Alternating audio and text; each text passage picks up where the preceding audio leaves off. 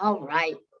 Well, we might as well go right on into our dialogue because I'm really excited to hear from each of you about what this means to you and what your personal journey has been in relationship to beloved community. So the first question that we're going to talk about is your personal story. You can just give us a small bit of how you got involved, how this became part of your essential work, and how you see the term beloved community relating to 2021.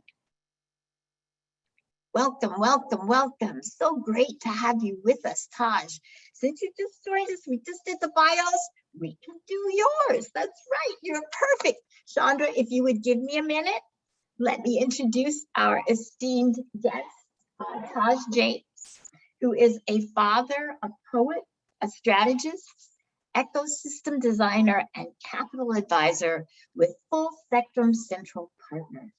He is co-founder, former executive director, and current board member of Movement Strategy Center. So good to have you with us, Taj. Thank you so much for joining this conversation, which Chandra was just about to tell us how she came to be here and what this means to her. So Chandra? Thanks so much, Ann-Ellice. And it's Chandra. Shonda. Okay. Rhymes with Honda. Yep. I know there's no. Okay, Shonda. Okay. So, friends, I am so excited to be with you all. I've been such a fan of Thrive for many years. I'm really, really grateful. And I got to say, everybody else on this panel is vibrating at such a high frequency that I'm going to ask your permission to be a little petty for a second. So, when I wrote a book called Pre-Post Racial America, Spiritual Stories from the Front Lines, and it has running throughout it this theme of beloved community, right? It starts out with a quote by Dr. King. It talks about the challenges people of different racial ethnic backgrounds face in engaging in the work of racial justice or limitations to access. And each chapter also concludes with maybe beloved community looks a little bit like justice for this particular group, right? And authors are never supposed to read the reviews, and even less so read the reviews in Goodreads. And so the book came out almost 10 years ago, and I still remember the review where the woman said, she keeps talking about beloved community, but she never tells us what it means. And I'm like, man, I told you that beloved community was about South Asians across all of our different religions figuring out how to be in solidarity after 9/11. I told you about 3 generations of Black pastors doing abolition work. I told you about Jewish and Muslim communities coming together and recognizing the way race plays itself out in their communities. What more do you want to know about beloved community? But it's not maybe as obvious to everybody as to those of us who are practicing it. And I know we're going to get a chance to talk about how it's hard. But I want to start out by saying the dream of the Oakland Peace Center, which launched not that much before Thrive, we launched on Martin Luther King Day of 2012. The dream of that was to help the nonprofits who had been forced into silos by the funding structures that we all dealt with be in relationship with each other, strategize with each other, share wisdom with each other, share with each other what kind of fundraising, websites were the best ones to use, the really simple stuff, because we were all out there on the front lines, figuring it out from scratch for ourselves. And wouldn't it be magical if particularly underfunded nonprofits launched by people of color in Oakland for Oakland didn't have to have such a hard go of it when the work we were doing around reducing violence, around changing policy, around culture shift was already so hard. So for me, beloved community is this very high conceptual thing, but it's also about this day-to-day stuff of, hey, let me know that you need a hand up and I can give you a hand up. When I'm struggling, I'm going to let you know that. It's letting our defenses down and being honest about the stuff we're facing. I became really aware of that in the wake of the Atlanta shooting, when so many of my colleagues started to say, oh, we had no idea Asian Americans dealt with prejudice or racism. And I found myself thinking, oh, a lot of that's on them. A lot of it's on the white supremacist construct of the model minority myth, but some of it's on us. Because we were taught as first generation immigrants, which is true for me, and of second generation immigrants, people who were born in this country but had immigrant parents, we were told that if we kept our stories to ourselves, it was how we would survive. Mhm. The nail that sticks out gets hammered down is a Mhm. phrase in a lot of our communities.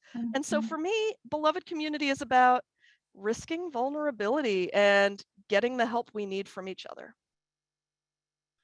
Thank you so much. Thank you so much.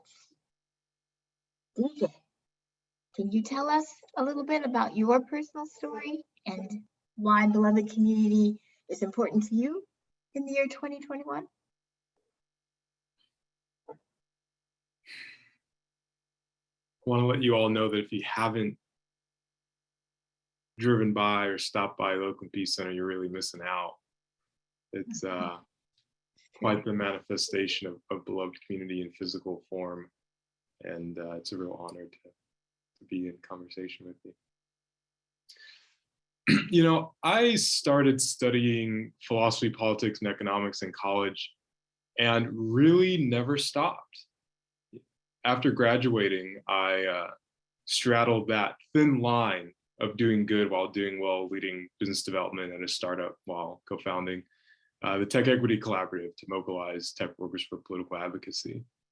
And while on the surface, we hosted a lot of gatherings and galvanized a lot of change, I couldn't shake that deeper question of, to what end are we doing this?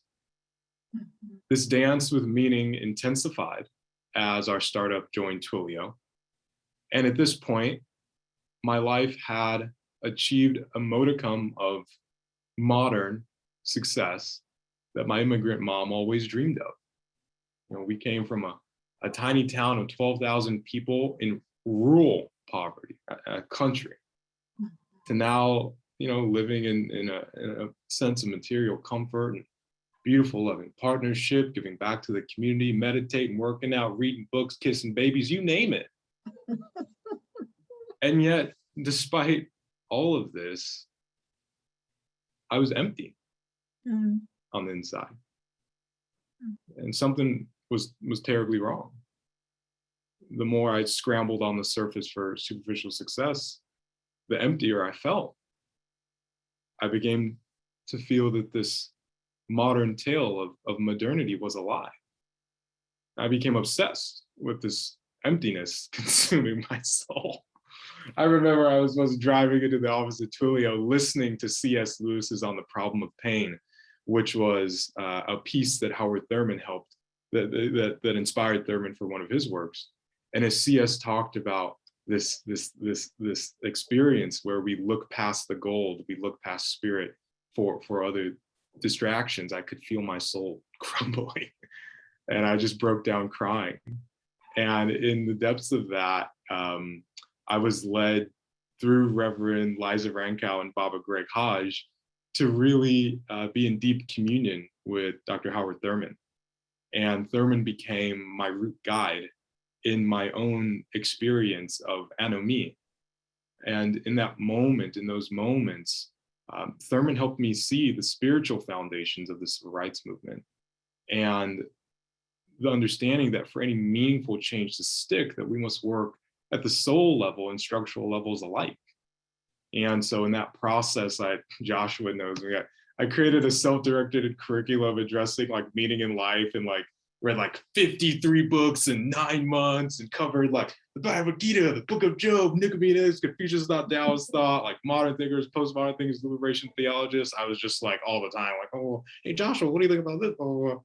And eventually that led me to connect with a team from Harvard Divinity School who were researching how millennials were creating communities of belonging and becoming outside of former religious institutions. And then from there, worked with that team and the Krista Tippett podcast folks to create like a beta experience of a monastic experience. And at this point, walking around like an urban monk wearing all black, just like meditating all the time. I was like, all right, like all the research retreats and conferences I did, it's like, okay, it looks like healing yourself is pretty important to healing the world.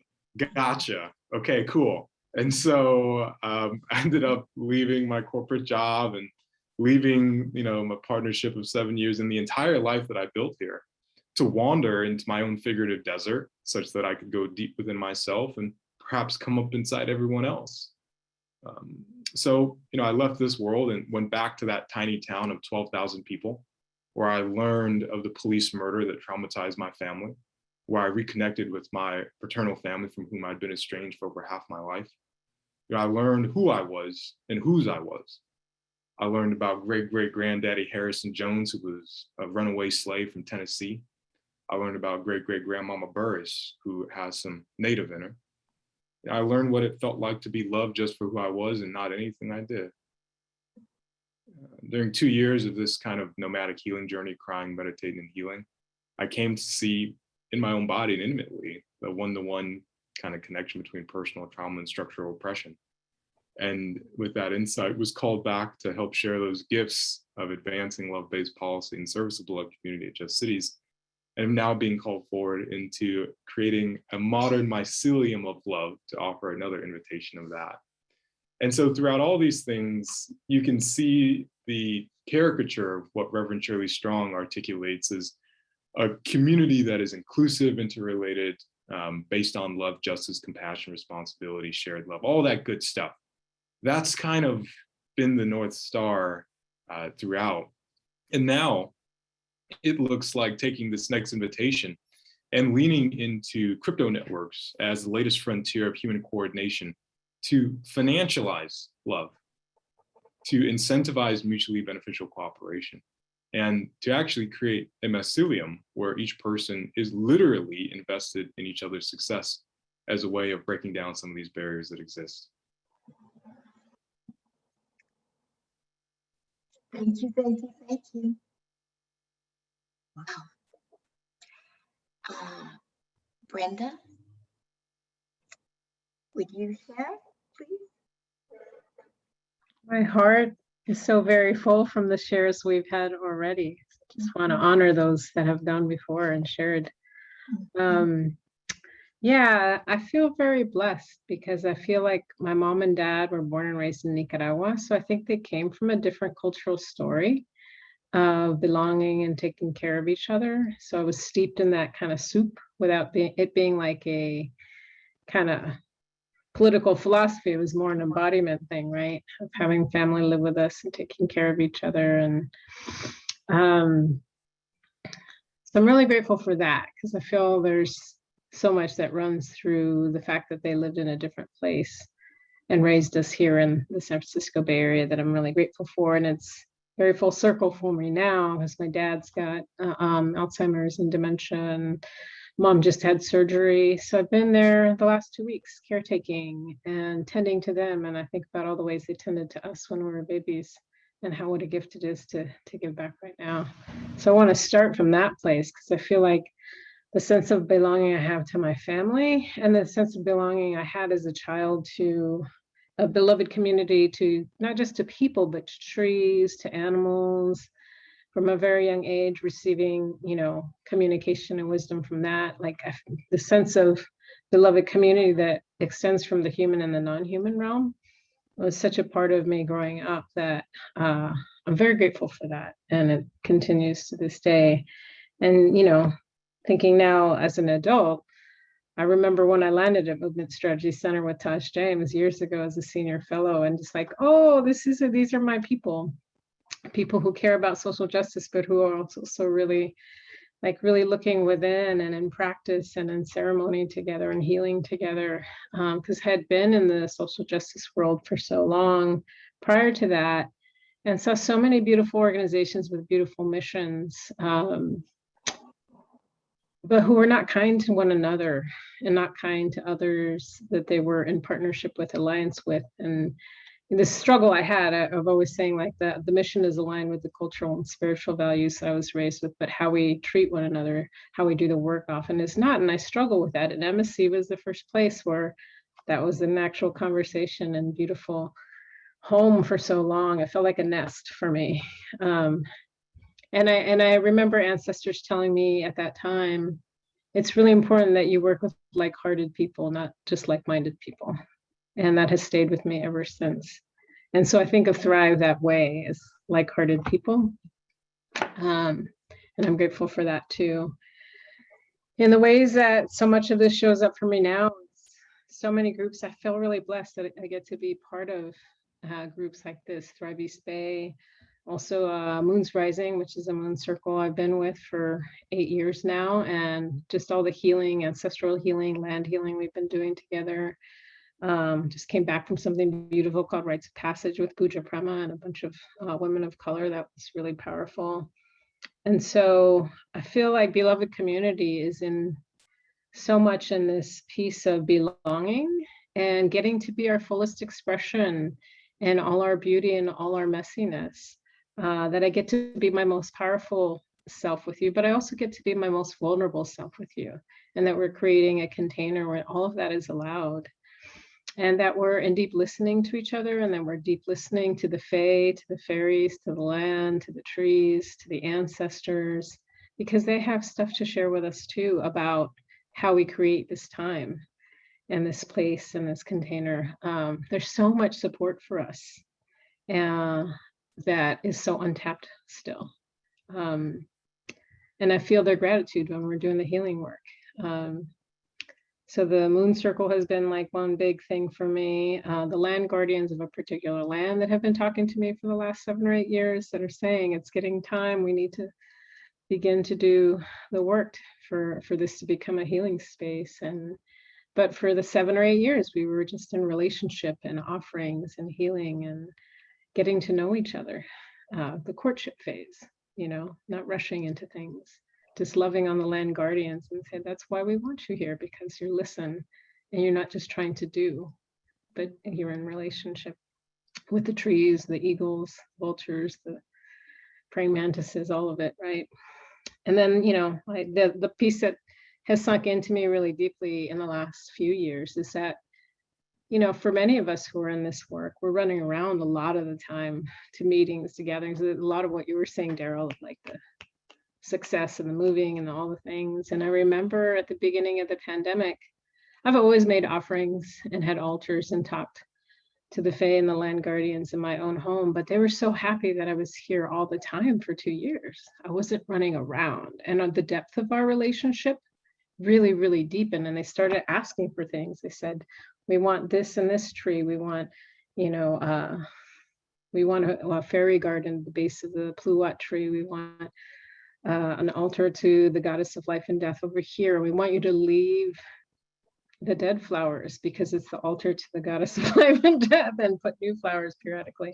And my cat would kill things and put them in front of that altar. It was crazy to me, just the level of all of those things. So I think about the belonging to place and belonging to each other and belonging to our ancestors and belonging to future generations, doing what we need to do now so that they get to inherit a different time with more possibility, with more fullness. And I'm grateful to be a part of that with other people, because that's the only way it'll be created. And I love you all so much. My heart is just bursting with love for all of you. I would have to agree with that one, Brenda. I'm a crier. I have these tears, so I just have to own that, because it could get messy. But everybody on this program knows that that's just who I am. So I'm super thankful. Really, I am deeply moved. Taj, would you talk a little bit about your personal journey with beloved community and your work and who you are in this process?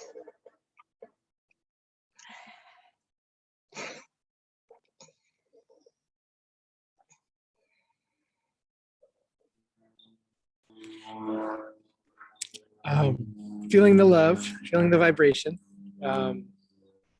gratitude, so much gratitude to be in this circle, on the Ohlone land upon which I sit with the oak trees and the squirrels that are joining the circle with us tonight. Yeah, this is a really important time to be alive. It's a really important time to be alive. And the challenges that we face are only appear to be political, technical, economic, structural, all that stuff. It certainly is all that, but at the root, the crisis, the great turning, is a spiritual, cultural, and existential one. We've misunderstood what is true. Who am I? Who are we? What does it mean to be human? What's our relationship to everything that ever was, is, and will be? And without the resolution of our confusion at the most basic, elemental, and fundamental level, we are adrift with no chance of finding shore. But to find our way, we must speak the language of our confusion. To discover the languages of our way forward, we must find the courage to speak plainly and directly to this spiritual crisis and its resolution. Who are we? Why are we here? How do we live in ways that reflect the truth of who we are? Everything that we do, rooted in simple answers to basic and fundamental questions.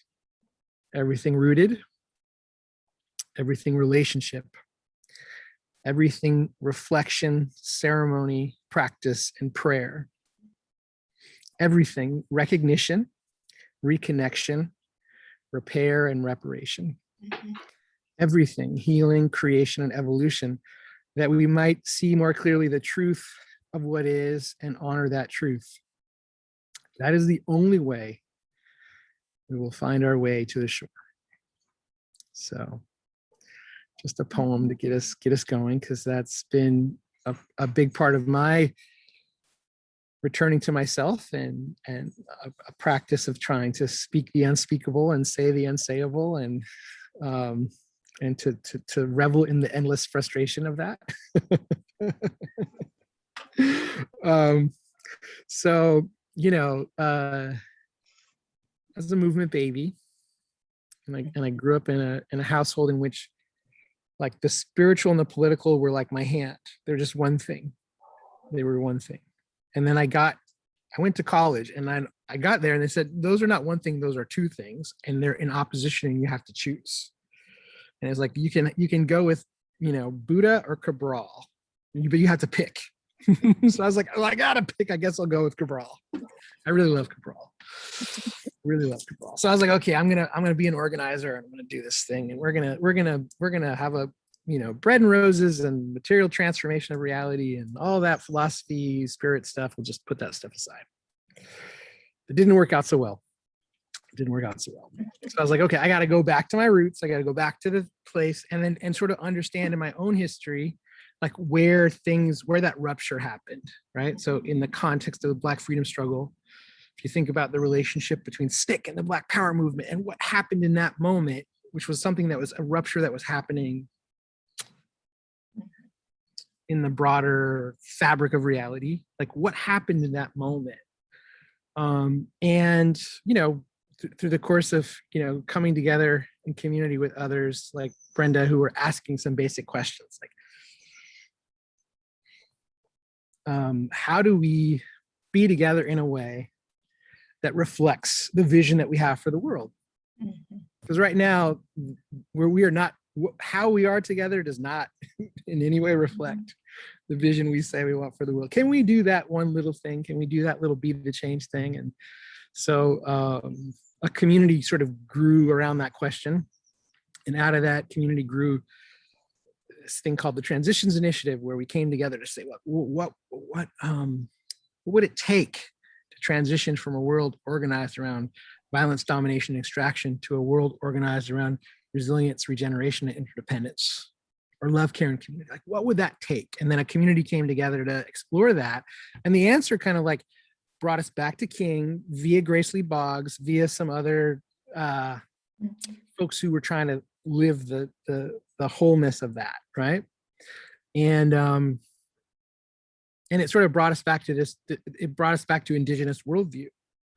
And it brought us back to the understanding that like we're living in a moment in which I think the last time I was with the Thrive community, we sort of talked about this in the pandemic and the portal, which we're sort of in that portal, because there's a story, and depending on how you want to count, like humans have been around hundreds and hundreds of thousands of years. Relatively recently, someone had the stupidest idea that a human being has ever had about the notion that human beings are separate and superior to nature. Mhm. For hundreds of thousands of years, that never occurred to anyone because it's not true. Mhm. But it occurred to someone, and then that idea became a cancer. And that cancer became separation and supremacy. And humans, we're not just separate and superior, but humans are male and nature is female. Really bad idea, right? Right? Really bad idea, right? And then we took down all the symbols, the worship of life of the goddess, and we replaced it with a man on the cross, a symbol of death. We replaced the symbol of life with a symbol of death because we somehow thought that life and death were not like the front and back of our hand, and that death was something we had to fear, right? And if you fear death, you will destroy life. The fear of death will bring destruction to the cycle that is life. And we've been living in 10,000 years of that. And then 500 years in which the lie of separation and supremacy, someone else had this idea. And the idea was called race. And they mapped the separation and supremacy onto the gender binary. And we got 500 years of that. And that whole worldview and the whole world built around it is collapsing. And so when King said, we need to transition from a thing-oriented society to a people and planet-oriented society, right? A radical revolution in values, because our crisis is a spiritual crisis. We don't know who we are. So we're in a moment in which, like, as our transitions communities would say, like 10,000 beloved communities are blossoming. Yeah. The Peace Center, the Thrive Network, the Beloved Community Network, like beloved communities are sprouting up everywhere you look. Why? Because beloved community is the place that we come back to ourselves. It's the place where we come back to ourselves in all of at the intersection of the harm and the trauma that we've experienced and we've enacted on each other and on all of our other relatives. Because to reconnect to our power, we have to face the work of our healing. And so the work of Beloved Community lives at that intersection of healing and power, individually and collectively. And that's anywhere Beloved Community is happening, work is happening at that very powerful intersection. And so just blessed to be in circle with all of you who are in that practice. And if you're in the practice, you know that it's messy and you know that it's hard, and you're not going to go on Goodreads and say some silly things. You're not going to say something, because the other thing is, like, if you're not practicing it, it's really hard to understand what it is.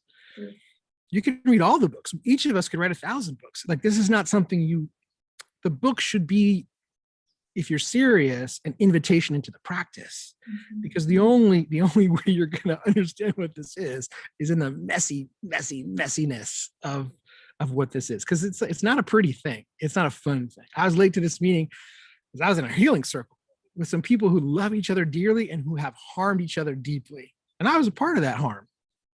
I contributed to that harm, right? I have responsibility for that harm.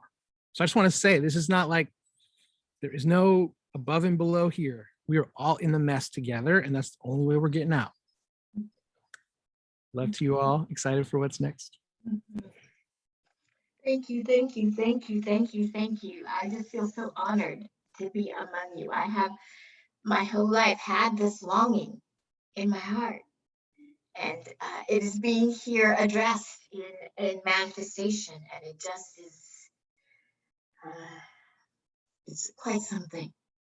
So the next round is a popcorn. You get to answer as you are so moved, but if you wouldn't mind talking a little bit about some of those hardships, Taj, some of the barriers that you can identify and that you want to point out in this practice? And in what ways are we, working to overcome them or to transform them or to, ameliorate them? So, please.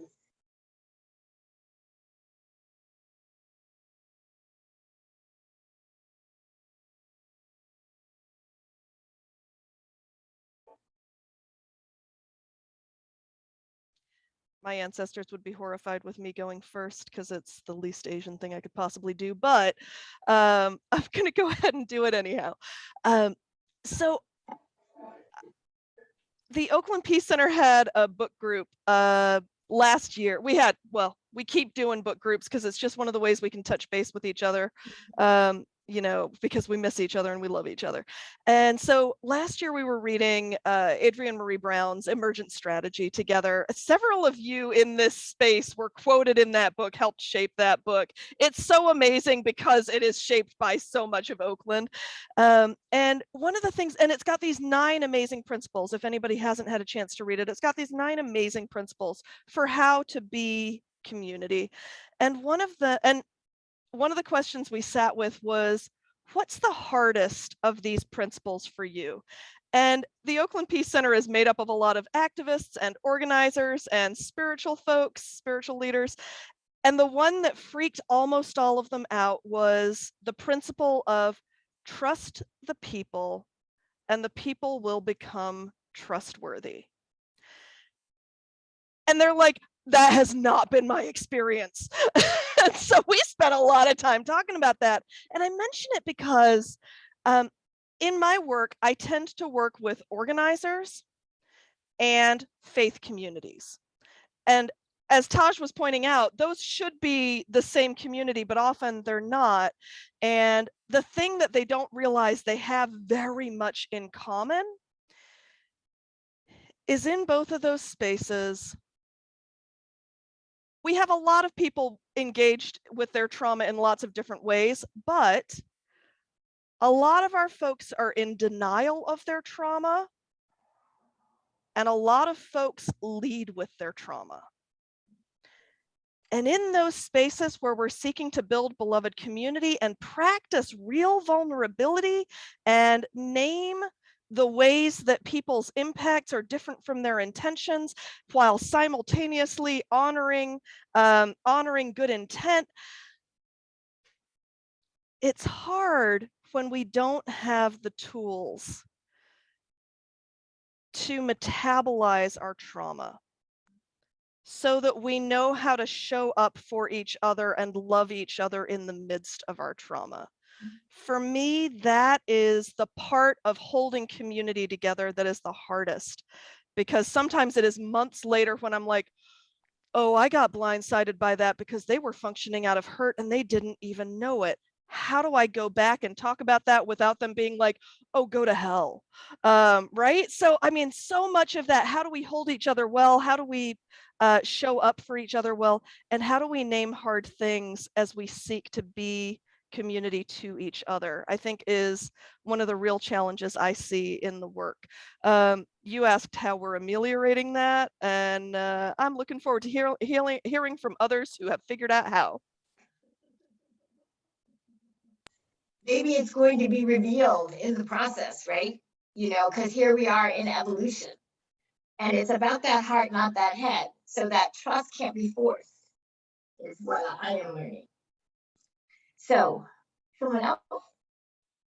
Yeah, I definitely want to jump in on that. I definitely feel like I'm seeing more and more organizations wanting circle process in their organizations, wanting to build their circle process muscle, and that's been really heartening to see that with so many great organizations I know who say that, like, we want to dive into those difficult conversations together, and we know we need a better container to do that so we don't harm one another, and so that we can have some breakthroughs and learnings with each other too. So that's been really beautiful. I think just more and more folks taking on that muscle. It's a skill like anything else, right? If you want to ride a bike, you got to practice riding the bike, and you got to fall off and get back on the bike, and then eventually you're riding a bike, right? It's the same thing with that circle work with each other of being able to lean in when we have conflict, disagreement, harm, and holding that with some measure of curiosity and open-heartedness, even amongst the fear, I think is a big piece. I think I've been really grateful to many of my Indigenous teachers, because they've taught me a lot about kind of prophecy about this time and preparing us for this time for several years, you know, and saying we're in this time of moving from the time of the fifth sun to the sixth sun in the Toltec system, and these systems that are collapsing, you know, of course, they're built in a particular consciousness and that time's ending. So we gotta, you know, do that inner work to be able to be present to what our purpose is in this time, and to be able to navigate all this chaos and destruction and challenging conversations. So I feel like that's been really beautiful too. I think it's been really interesting to be brought into like decolonizing wealth spaces, retreat spaces with people in philanthropy, to grantees of foundations, to nonprofit and social justice spaces, healer collective spaces, to teach kind of Toltec practices for storing up energy and to being able to transmute not just your own trauma, but your ancestral trauma, because there's so much conversation that's been in that circle with my teachers, Sergio Magana and others, of like, we're carrying a lot of these ancestral old winds that have to be cleared, even with our best intentions. If we don't clear the ancestral old winds, we're gonna keep repeating the same pattern, and we can't walk on new winds to create these new things that we want. And also our ancestors are calling, like they prayed us into being so we could do this work now. We have always been doing ancestral healing, and there's a particular like auspiciousness around doing it in this time, to clear the pathway for the things that we're talking about, and to clear so future generations are not burdened by the same things. There's so many young ones being born right now with deep spiritual gift and blueprints for the new systems that are going to be replacing the ones that are breaking down. And if we don't do the work to clear the ancestral stuff, and if we don't start listening to our non-human relatives, we're not going to create the fertile ground that those children need to create the new system. So so much of this, I think, is that inner work individually, and then the circle work and the healing work, to repair those relationships with our ancestors, with the land guardians. There's so many non-human beings that are like, we're so ready to work with you. You just got to slow down and talk to us. So yeah, I think a lot of the barrier is so much rooted in the systems and the worldviews that Taj talked about that keep us like in survival mode and rushing and working and slaving. So we don't have the time to slow down and do these things that are so sacred. Everything is ceremony, everything is ritual. And yeah, so that's one of the big things I think is this need to slow down and to be curious with each other, with ourselves, and with the non-human relatives that we have. Great relationship. Thank you so much. Someone else?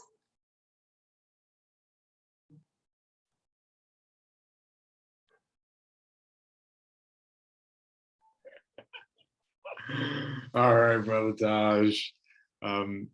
You all shared so much of that. Good.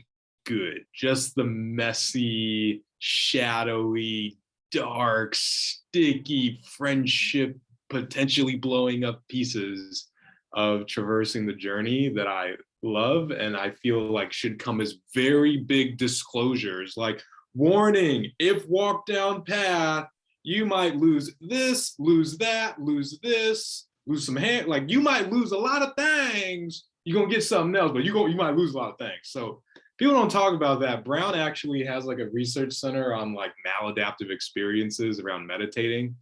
People are like, hey man, which meditation retreat I should go on? And I'm like, do you have experience navigating suicidal thoughts? Because you better talk to somebody beforehand. It ain't all just pretty. So I really appreciate that. But when I think about some of the obstacles, I see some individual and some collective stuff, and of course they're intertwined. But I'm just going to create this just to help us have a mental model. On the individual side, I see this pandemic of isolation, this lack of Sangha. we don't have deep fellowship, the kind that you can call on when you're having a spiritual emergency at 2 a.m. because you touched some wound that you didn't even know was there. We don't have a formal structure for spiritual formation and that deep discipline of regimented practice that there once was with former religious institutions, but with now so many of us being like alt churched or alt spirit, we don't necessarily have that same rigor of spiritual formation. Of course, there's like a lack of eldering, and with that comes a lack of nurturing and seeing of gifts that aren't valued in dominant culture. Whether it's like back in the day, an elder being like, ooh, that child is different, they gifted, let's help them because they're a medicine person, versus now being like, hey, let's medicate them. And this is spoken as someone who was institutionalized for a week and meditated, all that stuff. It's the elders being able to see that. You all mentioned the projected trauma instead of the restorative process, like 100%. Like folks showing up in the space and just projecting out and reliving that is super big, and not even being aware of what's going on. And then the resource scarcity is super huge. It's hard to really move in a slow way if you're forced to move fast. And then I'm gonna be quite frank with it, ministry. And ministry is always the issue, but I'm talking about being able to remix the message for these times to really meet people where they're at in their struggle. And honestly, I think Thrive does like all these things really well. Like, I'm glad someone's doing it because it's hard for individuals to recreate all of these things themselves. And you need each and every one of them to really go deep. You really do. But for one person to do it is really tough. And so Thrive is like helping us bootstrap that for a bunch of people. And it's super helpful. In my own life outside of that, we're doing like these quarterly love and liberation gatherings that are trying to meet people and be like, hey, you're soulful, you're sexy, you like justice, you like having fun, come party with us. And then kind of helping them move into like, why don't you come to our Women of Color circle? Or why don't you sign up for this 9-month class on unconditional love? Or what if you just talk to one of our one-on-one coaches? Just kind of moving them down that way. And then collectively, these centralized platforms of big finance and governance are incapable of delivering the decentralized principles of beloved community. They simply can't. The value goes back to the centralized platforms. Governance is retained by centralized platforms. They allocate resources and they foster an air of competition as opposed to cooperation. And so I'm excited because our technology has always informed how we think, how we relate to ourselves, and how we relate to the world. In many senses, technology is itself a living creature that we are in a dialectic evolutionary relationship with. And I'm very excited because now we're creating DAOs, or decentralized autonomous organizations, as the frontier of human organizing that allow us to transfer value in a decentralized way, one-to-one, make governance decisions in a decentralized way, one-to-one and one-to-many, allow us to make collective decisions around shared resources, and foster an air of collaboration because we're all aligned with a network. And that is my project right here, Oak, and it's just one DAO amongst the hundreds of DAOs that are being born all across the world. And it's a very exciting space to be in. Would you mind repeating the acronym? Would you mind doing it again, telling me exactly, please? It was a little bit fast. It's called a decentralized autonomous organization, and I'll drop a link into the chat. Okay, thank you very much. I appreciate that. You are so eloquent and you flow, but it's also very, very fast sometimes. Yeah, this is such a lovely conversation. It's just really, really fine. Can we talk a little bit about those inner practices that give you your personal resilience, and also what you see to be the role of love, or anything else that you might want to share for this last opportunity? It's just been so fabulous to be in your company. I just thank you so much. Happy to start this round of the cipher off here. I was with some family who are part of this organization called Inside Circle. And of all the circle work I've been a part of, it's some of the most powerful work I've ever experienced. And I got to spend some time with them today. And what I was reminded of is like when I first started thinking about my purpose, like why am I here? And I was at the first gathering of Black Buddhists that happened at Spirit Rock a while ago with Alice Walker and a bunch of people. And I was sitting there thinking about it, and I just realized that like the reason why I'm here is I want everyone to know how much I love them and how much they're loved. That's all. That's the only reason I'm here. And what I realized today in Circle was that like I kind of usually when people ask me about my purpose, I don't say that. I've got a new like fancier version of my purpose. I was like, you know what? I just got to get back to the real thing here and not be faking the funk. Like that's why I'm here. So, and I got, it's this, it's that, it's whoop-de-whoop, right? Because like my job right now has very much to do with what was just shared. It has to do with understanding the ways in which like we have been harmed in our relationship to what we call capital and money, and how capital and money structures and organizes our relationships, and how we heal that relationship. And so I was in a circle with Sister Pat McCabe recently, and she really blew my mind because she was like, hey, the money's got something to say too, and we need to listen. And I was like, what? I'm happy to listen to the trees. I'm happy to listen to the water. Talk to the water. The water's going to talk back to me. Like, I get that. But you're saying I got to listen to the money? I was like, and I realized that I had sort of created a part of the world that I had like stripped of the sacred. I said, everything else can be sacred but this. And I hadn't even realized that I had done that. I was like, oops. More healing for me to do, because so much harm has been done in that way, right? It's a hard place to do the healing. And anytime you should bring up a conversation about money, and all of our trauma just comes pouring into the conversation, right? It is a place in which there's a lot of healing to do. So I just appreciating the ways in which like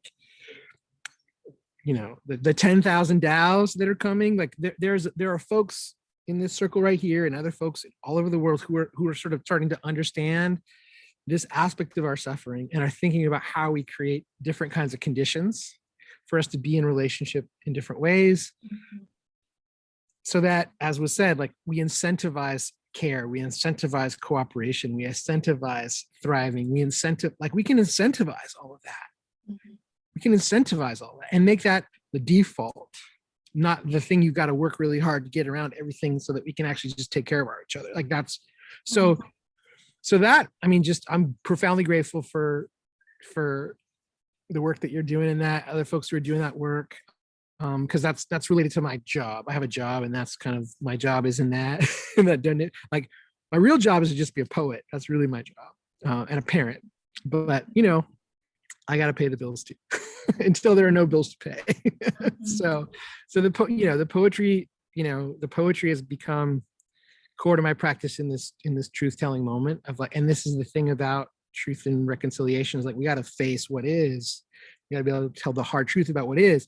As the children who have been in the ground in all of those boarding schools, waiting for us to be ready to bring them home, and as our Indigenous brothers and sisters have been going and bringing those babies home, as this system separated them from their families so that this system could take their land, right? So this is a profound moment in which like we are listening well enough to hear the voices of the people who have been speaking to us all along and to be accountable to that listening, right? So the listening, of all of the practices, listening with everything that we have and everything that we are, like that is, if I had to pick one practice, just like listen in all the ways you got to listen, because that's what the moment calls for. And that's because everything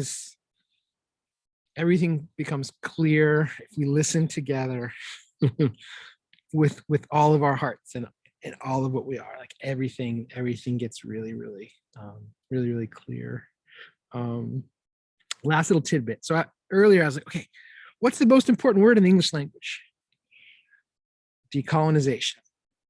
Why? Because beloved community history. There are some folks right now who are like, hey, we're gonna pick this up from King and we're gonna take on the thing and we're gonna do this, right? And some of those leaders basically, like, they left out something, which was the militarization part of the triplets.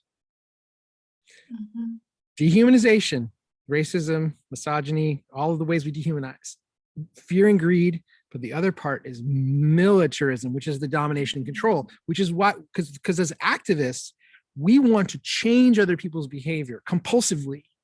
We like the domination and control, right? We want to stop people from doing harmful things, and we want to dominate our way to liberation, right? And that's also why we have a hard time of really taking on the militarism part of the triplets required to get to the revolutionary values. So yeah, so I think, and to me, that's because, like, we can't deal with the militarism because we're not serious about the decolonization. To get to the militarism, we got to be really serious about decolonization. And that means, like, community is what's there when all the institutions burn to the ground. When there's no institutions left, what's left is community, right? So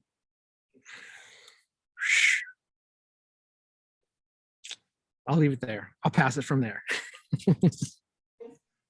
Thank you so much. In the Quaker tradition, there is a saying in meetings, that brother has spoken my heart. And that's a way of saying I don't have anything else to say because he already said it. That was amazing. Thank you so much. And so I wanted to go next, partly because I'm going to say something that might sound like it's contradicting Taj, but I think it's connected, and I deeply resonated with everything you just shared, and I'm so grateful for it. Yes, that friend speaks my mind is another way of saying it. I hung out with Tyam Respan Ryan. He was my co-pastor at First Christian Church of Oakland, and he was Quaker, and he wasn't into mind stuff. So he always said heart. So thank you. That is also a way of saying it, and it's gender neutral. That friend speaks my mind. So I had turned to one of Dr. King's quotes about beloved community, because much like another writer that we just talked about, he also didn't define it very well. He just described it, right? And so one of his famous quotes about beloved community is, "Our goal is to create a beloved community, and this will require a qualitative change in our souls, as well as a quantitative change in our lives." And I love that quote so much because it gets at Ann-Ellice, what you were speaking of around what are the inner practices. And I want to contrast it because he said that early on in his ministry, right? He was studying theology. He was following the philosopher who had created that term, beloved community. Later on in his career, he got a lot of pushback on focusing on policy. And a lot of the pushback came from good white liberals who said, yeah, but what happened to changing people's hearts and minds? And the quote of his that I love maybe more than any other he has ever said, partly because I think he was being a little snarky when he said it, and that is part of my spiritual practice, is snarkiness. So I love finding it in people I look up to. And he said, "It may be true that the law cannot make a man love me, but it can keep him from lynching me. And I think that's pretty important too." And so I mention that because I feel like all of us are trying to strike that balance. And I want to honor the balance of hearts and minds, our inner transformation, and the fact that we're in a world that's burning and we care about the people who are dying in that process. And so sometimes my inner spiritual care practice is lobbying for policy change, because my friends are getting kicked out of this city. My friends are ending up homeless. My friends are at risk of police violence. And actually finding other people who care about that and are creating alternatives to that, that's actually healing work as well. So I wanted to acknowledge that because I didn't want anyone to feel ashamed about the fact that they felt called into that, because it is also a spiritual practice. That said, I've written books about race and faith. I've written books about community organizing. And my last book was a book of devotions. And partly it's because the folks I care about who are organizing are so fatigued. The people of color I know who identify with Christianity have very few devotional resources that are written for them or for us. And my friends who understand God as a God of us and not just a God of me don't have a lot of places they can turn. And so I wrote a 365-day devotional with love notes from God that are written in the first person, as if God's speaking directly to the reader's heart, because I realized my own fatigue, and I realized that my fatigue was mirrored in the people I work with, who I'm surrounded by and whom I love. And so I wrote it for us. So that inner needing to see how loved we are is a real part of the work as well. And so that's also part of my practice, is making sure the people around me see how loved they are, and making sure I have people around me who help me see how beloved I am. And that's what gives me the strength to do the other healing work that is changing policies that are getting my family killed. Thank you. Thank you.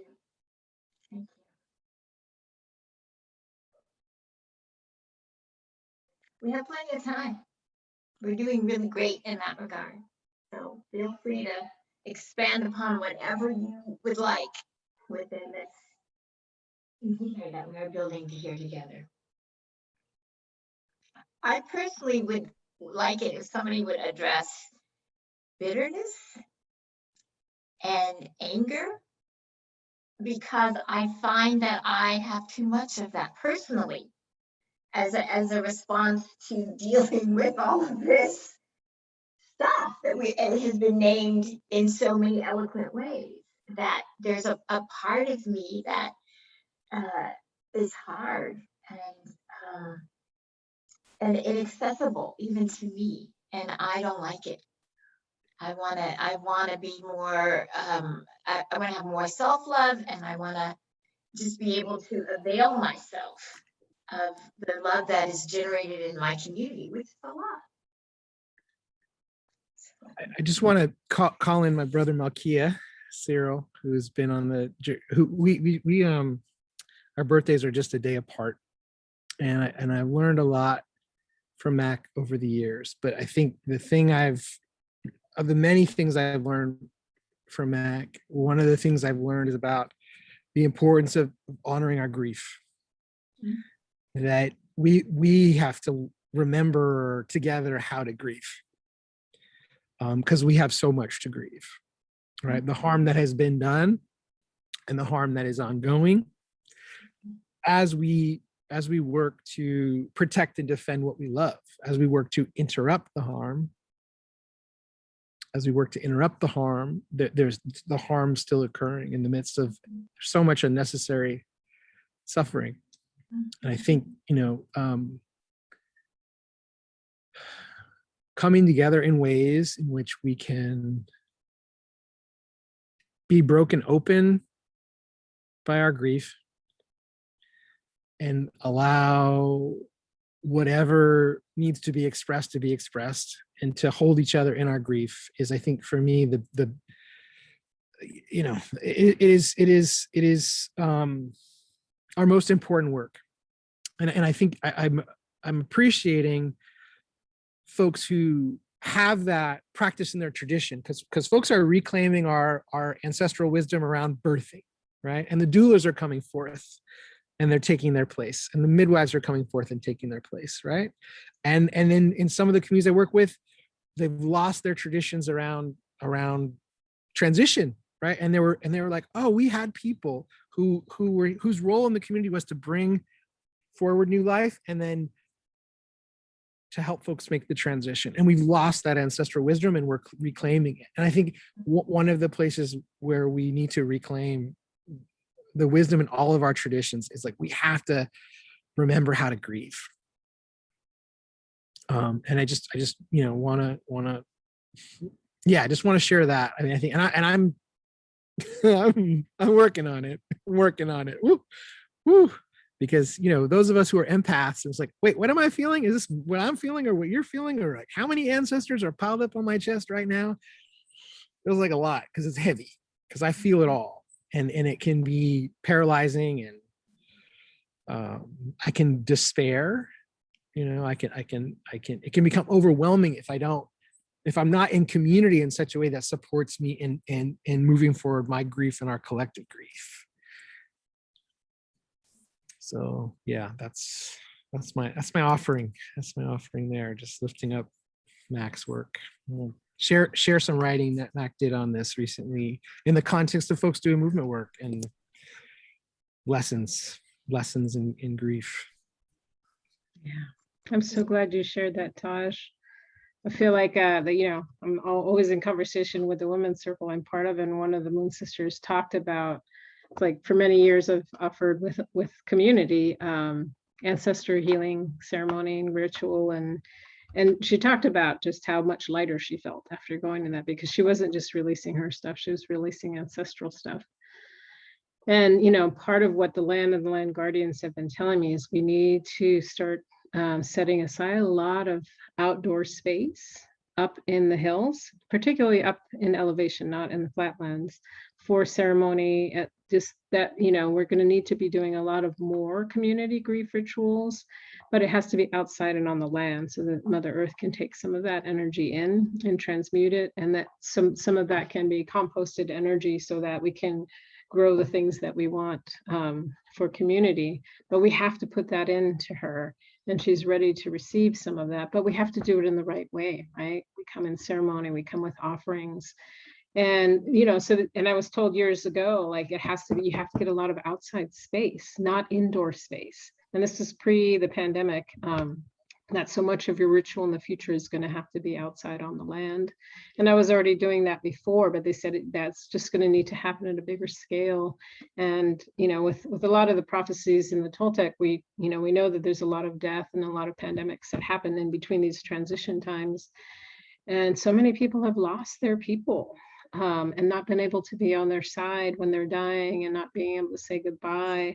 Like, the collective grief we have that needs to happen in ceremony on the land right now is so huge. And so I know that's part of why I think so many Indigenous and people of color need to be gifted purchasing, setting aside land so we can hold some of these larger community rituals on a regular basis, so that it isn't building up for people over and over time as it has been in the past, so that we're releasing at a regular basis, and that we're doing that in community, not alone. Mm-hmm. Yeah, thank you.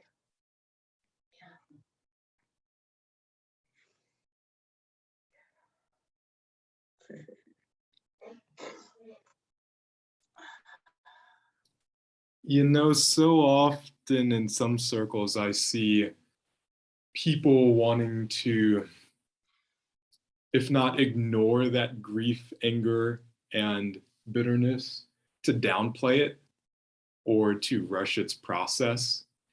And I actually think that deep history of grief that lives through us is part of the badge of prophecy that Walter Brueggemann invites us into, that marginalized communities in every era carry with them. And in my experience, when I've seen folks of prophetic background rush through, like, our grief process or our bitterness, I feel like sometimes we forget to what end this is for. And King talks about this in a similar way. He's referencing Fanon, but he's, through the Negro context, talking about ensuring that we not think of the movement as one that seeks to just integrate the Negro into all the existing values of American society.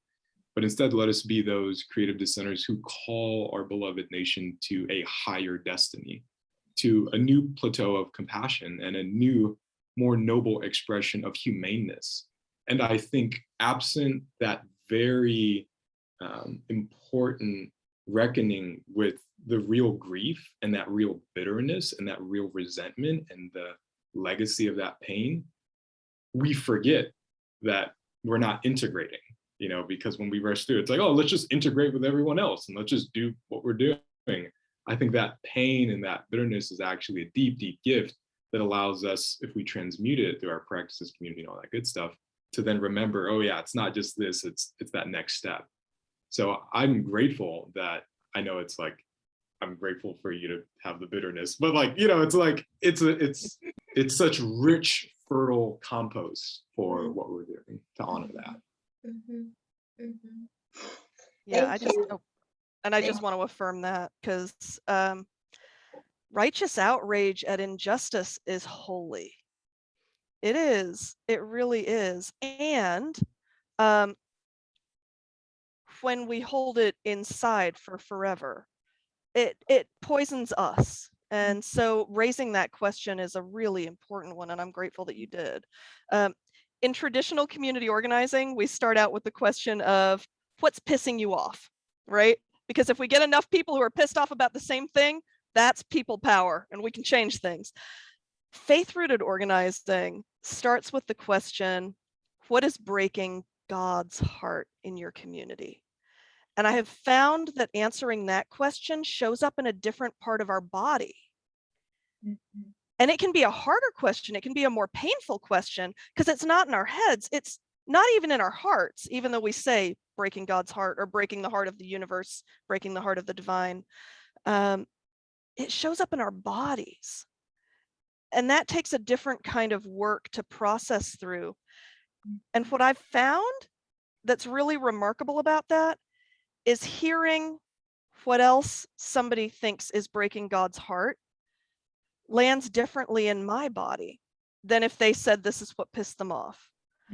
And so I wonder if some of the way we get at that, one of my friends blew my mind when he said, my whole world changed when I realized that anger was just a presenting emotion. And I was like, what are you talking about? I only have two emotions, angry or happy. You've taken away one of them, which forced me to deal with my own grief, right? And I'm so grateful you raised that question, because I think in a lot of spiritual spaces, we try to, like DJ was saying, we try to suppress anger when anger is absolutely the right response to a world that is so malformed or functioning out of human beings' malformation of it. And when we get to tap into grief, we do have the access to rituals, but we also have access to listening to our bodies in different ways and getting in tune with them in ways that allow us to create paths to healing for ourselves and for our community and for the land. So I'm really glad you asked that question, Ann-Ellice. Thank you. Thank you. Well, we're coming into the home stretch. I'm wondering if you would talk a little, any of you or all of you would talk a little bit about the Great Turning. I mean, you have been addressing it, and yet we have not named it specifically. And I want to, because I feel like that we are on a precipice. And we spoke in the introductory period among ourselves about such a time as this. And here we all are in such a time as this.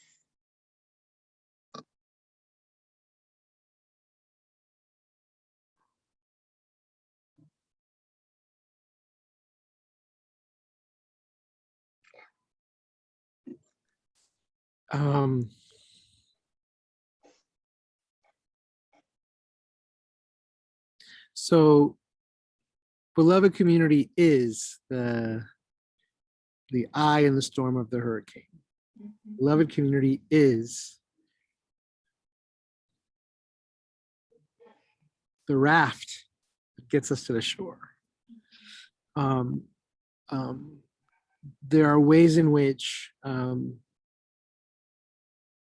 for what is emerging to come forward, we have to do exactly what we were doing here. And that's why I'm so grateful that there are so many people who are in this circle with us right now and are taking seriously what's needed here. And I think the thing I want to just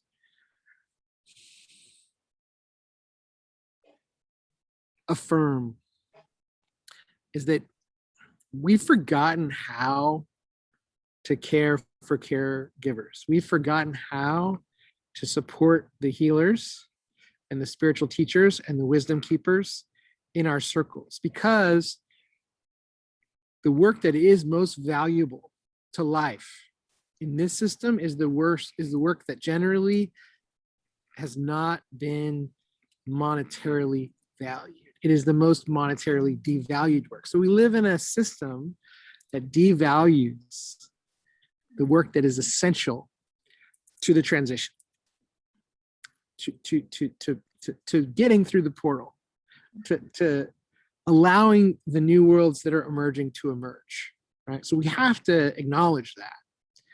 And we have to get serious about taking care of those who care.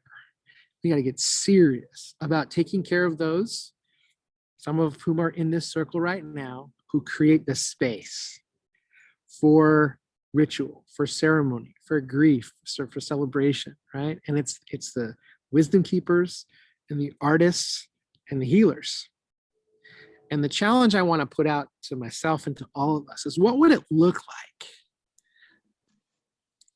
for those who have responded to that sacred call, to know that we as a community, we see you, we value you, and we're going to make sure that you have everything that you need to support us in our collective healing and transformation? What would that look like? Because we've forgotten how to do that. And everything about how things are organized doesn't make that easy.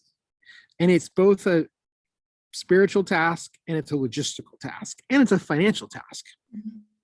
But I want to just make that commitment that's it's, I don't know why I'm saying this, but who's good at this? The Mormons are good at this. The Mormons are really good at this, and we suck at it. And if we want to have beloved community, 10 million beloved communities, we got to be better at this than our Mormon family. I don't want to put it that way. We got to get better at it than them. They are really good at this. We suck. We suck at taking care of our artists and our healers and our wisdom keepers. We suck. And that needs to change if we're serious about this beloved community business. And I'll just speak to the Thrive community. Thrive community exists because people pour their heart and soul into making it happen. No one's getting rich making Thrive community. Let me tell you, barely anybody's getting paid. Right? And that's the most important work that we need to do, but we don't know how to support the people who've taken on the task. We don't, and we got to figure that out, and we got to figure that out fast. So I will, because the turning is going to happen. The turning is going to happen. Transition, collapse, transition, right? And the more robust we are in community, what that means is the more community we have, the less suffering will be experienced in the turning, right? Because it's going to happen. Okay. Right? What we have control over, we can influence, is we can lessen the suffering involved in this transition. And we need to really take responsibility for that, because we're the ones who have enough consciousness to realize what's going on, which gives us great responsibility. Spider girl, spider boy, spider they, spider everything, with great responsibility. With power comes great responsibility. So, anyway, enough of the commercial for taking care of the people who take care of us. Thank you. Yeah, I just want to, jump in and say too, that there's so much Indigenous prophecy about this time around what, the phrase you used, the great turning, in the Toltec, it's we're transitioning to the time of the sixth sun, and for the Incan people is the prophecy, the eagle and the condor. So I feel really grateful to know that it's carried in the wisdom stories of so many different people around the world, and that they had information about how to navigate this time. They had practices for how to navigate this time. So I feel really grateful, because part of that prophecy was that some of those ways had to go underground for 500 years and be hidden, because it would be too dangerous to practice, because practitioners would be killed. And now we're in a time where that medicine is coming back out and being shared in the world. It has to be shared respectfully, for sure. But, you know, I feel really grateful for the teachers who have passed on and practices, for being more grounded, for releasing the ancestral stuff, for giving it to Mother Earth and to Coatlico's life and death, to compost, so that we can move some of that energy more quickly, so we can be who we came to be in this time, and to really honor those emotions and that grief, and to know that Mother Earth and that the sun, the moon, that there's, again, these non-human beings who want to help us move that energy, that I don't have to do it as Brenda Salgado alone. Thank you. I've got to bring us to a close. I want to thank each of you deeply and truly. It was such a pleasure, such a privilege to be in your company and to listen to you share about your perspectives on our collective liberation. So I'm deeply grateful that you took the time. Thank you, thank you, thank you. I believe that in closing, I want to remind us that this is a pre-event to the formal launch, which happens on Sunday at 4 o'clock. And then that is the beginning of a 9-month journey that we are hoping that many of you in our audience tonight will join us for. Susan, are you around? Joshua, are you going to show Susan? We have a new program director, somebody who is coordinating this whole effort. And I was told that she was going to come on camera and wave to us, but maybe that's not happening. But Susan at Thrive East Bay, there she is. Okay, Susan. Thank you so much. So good to see you. Susan is our point person on this campaign. We're super excited to have her. She's just made such an incredible difference, and she would be the one that you would correspond to. And if you're not signed up yet, we hope that you will be. So yeah, that's fabulous. Okay. I didn't do the commercial. I'm assuming everybody knows who we are, but I feel obligated because I left it out in the first place. But we are organized around 4 principles. Yeah, love in action, thriving lives, shared practice and learning, and systemic change. So that's why we are here. And that's why we invited all of you. And we hope that you will continue to show up and bring us your light and contribute to what is a very powerful moment in time. And this building of beloved community is no joke. So thank you all. The presenters, you were just so incredibly fabulous. Taj, you got a closeout poem for us? Or maybe you open with it.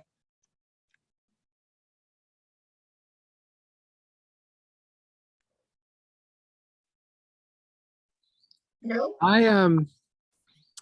Yeah, I feel like I have a poem that I shared last time I was with well, the first time I was with Thrive about beloved community, and I won't read it because it's kind of long. Okay. I want to honor people's time, but I'll share the link and folks can go back and look at it, because I think this is a moment in which we are, as Brenda shared, we are living in a moment of prophecy, right? A time that has been foretold. And it's one thing to know that it's coming. It's a whole other thing to be right in the middle of it. Even if you knew it was coming. It's like, whoa, this is what it feels like. Wow.